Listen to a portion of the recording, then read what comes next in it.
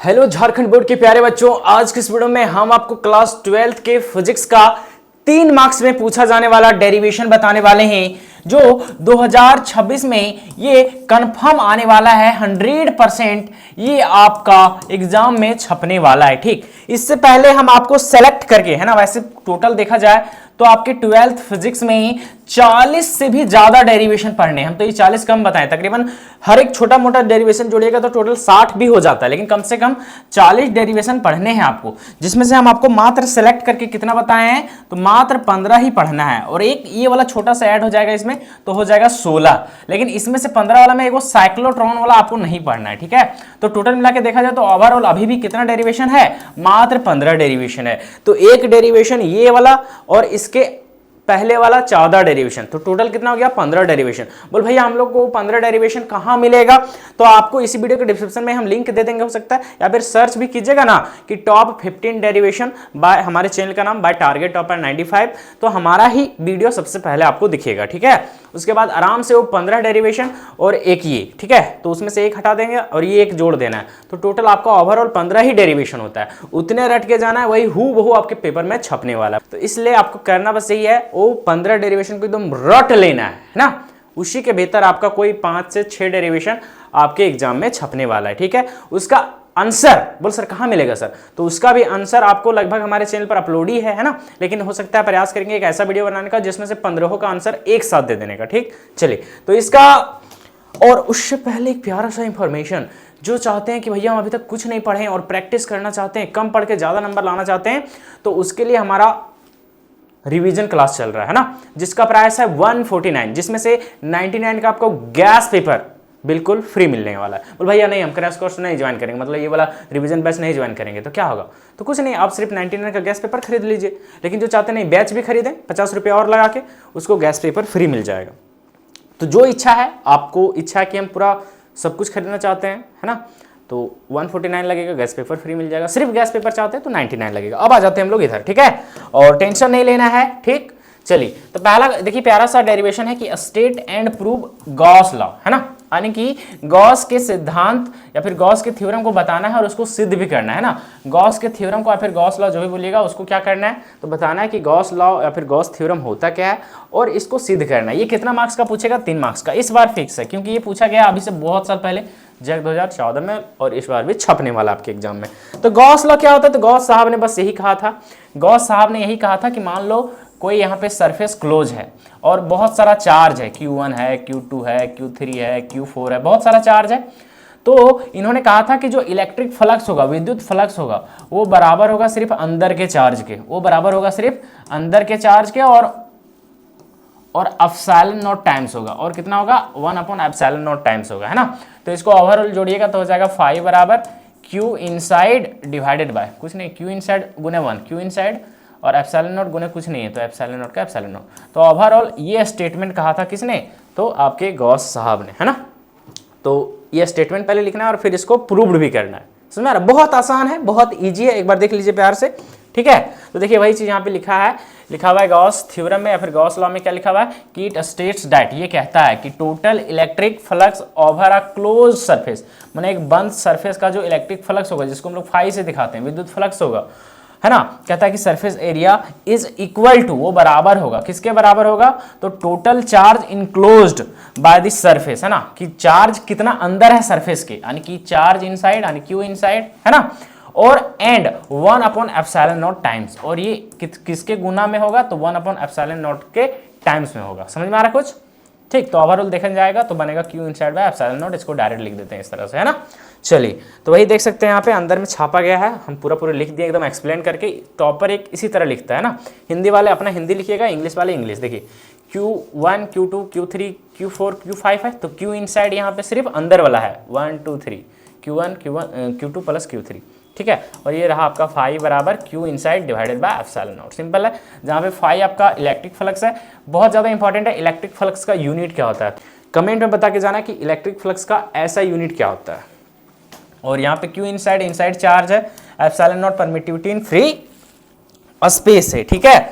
चलिए, अब हिंदी वाले लिख सकते हैं गॉस पर में क्या है कि, तो इसके अनुसार किसी बंद तल से जो निकलने वाला विद्युत फ्लक्स होता है, ठीक है, कहता है कि उस तल द्वारा घिरे हुए कुल विद्युत आवेश की मात्रा के 1/ε0 गुना होता है ना। कहने का मतलब क्या होगा कि जो कुल विद्युत फ्लक्स होगा ना, जो बंद सरफेस से निकलने वाला जो क्या होगा विद्युत फ्लक्स होगा यानी कि फाई होगा, वो कहता है कि वो बराबर होगा, किसके बराबर होगा, तो कुल आवेश, वो भी क्या कहता है घिरा हुआ आवेश माने अंदर वाला आवेश है ना, तो Q इनसाइड, और वो किसके मात्रा के बराबर होगा, तो 1/ε0 के गुना के बराबर होगा है ना, 1/ε0। ठीक, तो पूरा पूरी ओवरऑल देखेंगे तो बन जाएगा Q इनसाइड बाय ε0। समझ में आ रहा है कुछ, बस यहाँ पे लिख देना है कि फाई आपका विद्युत फ्लक्स है, Q इनसाइड बंद तल में घिरा गया आवेश है, ε0 निर्वात में निरपेक्ष विद्युतशीलता है। अब आता है प्रूव्ड, है ना, तो बस जिस तरह से हम लिख रहे हैं एकदम हूबहू इसी तरह से छापना है। हिंदी वाले हिंदी अपना लिखिएगा, इंग्लिश वाले इंग्लिश लिख देंगे, प्रूव्ड गॉस थ्योरम, बस नीचे प्रूव्ड करेंगे। ठीक है, और हिंदी वाले लिखिएगा गॉस प्रमेय को सिद्ध करना। ठीक,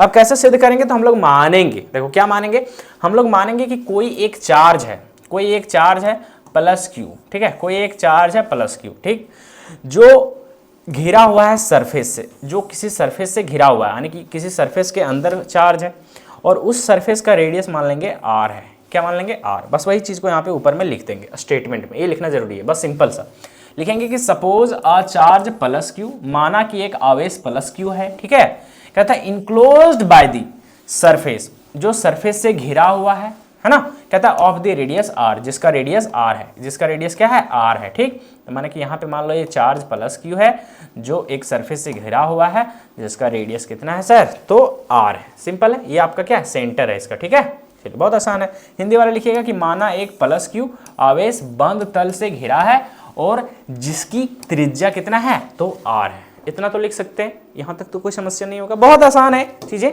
आपको बस 15 डेरिवेशन रट लेना है एकदम हूबहू, उससे बाहर आपका नहीं आएगा। बाकी बोल सर न्यूमेरिकल कैसे करेंगे सर, तो सारा रिवीजन क्लास में कराया जा रहा है, फिजिक्स और केमिस्ट्री का पूरा कराया जा रहा है, बाकी का सबका सीट वगैरह आपको दिया जा रहा है, जिसका नहीं आया है उसका आज आने वाला है लगभग का, जिसका बचेगा उसका 15 तारीख को सारा आंसर के साथ अपलोड कर दिया जाएगा। 15 जनवरी से पहले आपको ऑल सेट्स का आंसर मिल जाएगा, है ना। बाकी रिवीजन क्लास तो कल से ही स्टार्ट किए हैं, अभी कुछ नहीं पढ़ा है उसमें से, बस एक ही लेक्चर हुआ है, तो जल्दी ज्वाइन कीजिए, अभी आपके पास समय है, अभी भी बहुत कुछ कर सकते हैं आप, है ना।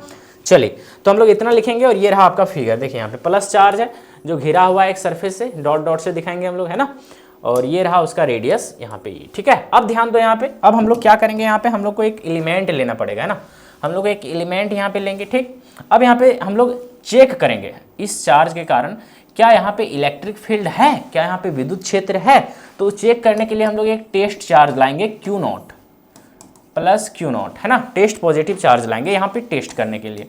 तो ये पॉजिटिव है, ये पॉजिटिव है, तो इसको क्या करेगा, रिपेल करेगा, मतलब कि क्या करेगा, धक्का देगा, तो इधर इलेक्ट्रिक फील्ड का डायरेक्शन उधर हो गया, और यहाँ हम लोग एलिमेंट लिए ना, तो इसका एरिया का डायरेक्शन भी इधर हो गया।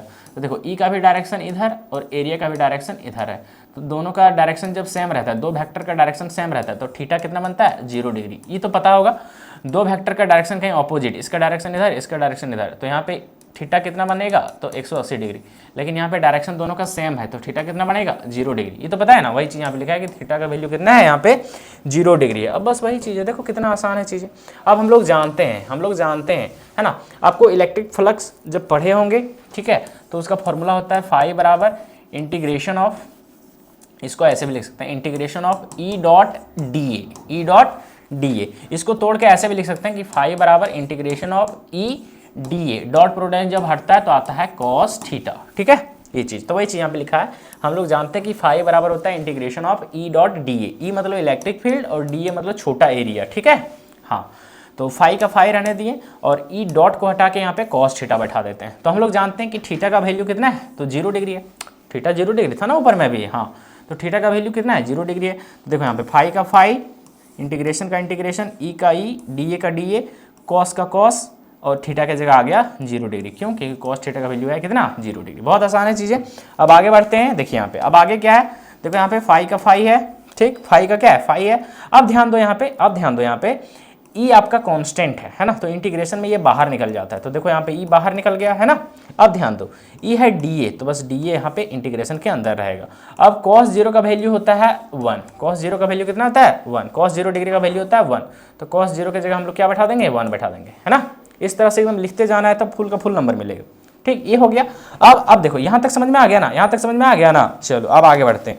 अब आगे क्या करेंगे, तो आप लोगों को पता होगा कि dx का इंटीग्रेशन होता है x, तो उसी तरीके से कहीं dA का इंटीग्रेशन होगा तो क्या बन जाएगा, ये बन जाएगा। सिंपल है ना, dx का इंटीग्रेशन x तो dA का इंटीग्रेशन ये हो जाएगा, है ना।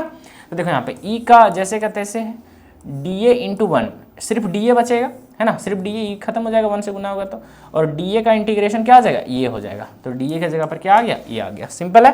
अब आप लोगों को एक चीज़ तो पता होगा, नहीं पता तो फिर भी जान लीजिए। मान लो कोई यहाँ पे चार्ज है Q और पूछ रहा है कि इस चार्ज के कारण इस पॉइंट पर, ये पॉइंट पर कितना इलेक्ट्रिक फील्ड होगा। तो यहाँ से यहाँ तक डिस्टेंस कहीं r मानते हैं, तो इसका जो इलेक्ट्रिक फील्ड होगा इस चार्ज के कारण ये पॉइंट पर जो इलेक्ट्रिक फील्ड होता है ना, उसका फॉर्मूला होता है KQ, क्या होता है KQ by R square. K coulomb constant, Q charge, जो यहाँ चार्ज है 100, और R मतलब ये डिस्टेंस है ना उसका स्क्वायर, उतना इलेक्ट्रिक फील्ड लगेगा कहाँ पे, तो इस पॉइंट पे, इस पॉइंट पे, ठीक है।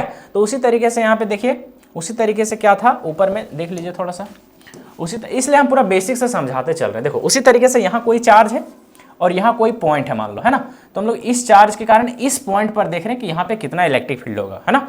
तो ये डिस्टेंस क्या है आपका r है, तो यहाँ पर भी कहीं हम लोग इलेक्ट्रिक फील्ड का वैल्यू कहीं देखना चाहेंगे तो कितना हो जाएगा k, है ना, और देखो q plus q minus q, यहाँ पे हम लोग साइन से मतलब नहीं रखेंगे, KQ और इसका डिस्टेंस कितना है r, तो डिस्टेंस का स्क्वायर। सिंपल है।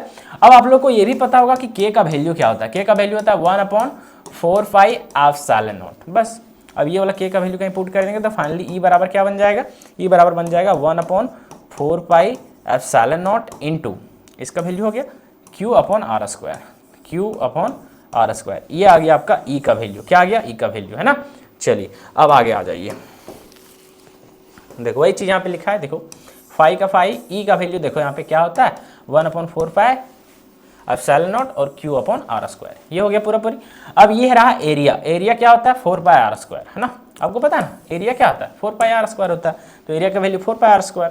देखो फाई का फाई है, E का देखो पूरा पूरी वैल्यू ये वाला पुट कर दिए यहाँ पे, देखो 1/4 पाई एप्सिलॉन नॉट और Q inside bye r square. बोल सर Q इनसाइड क्यों लिखे, क्योंकि जब भी गॉस का नियम का बात होता है तो हमेशा इनसाइड वाला चार्ज लिया जाता है, इसलिए हम लोग Q को यहाँ पे Q इनसाइड कर दिए। अब नहीं भी कीजिएगा तो चलेगा, लेकिन कर दीजिएगा तो अच्छा लगेगा, है ना।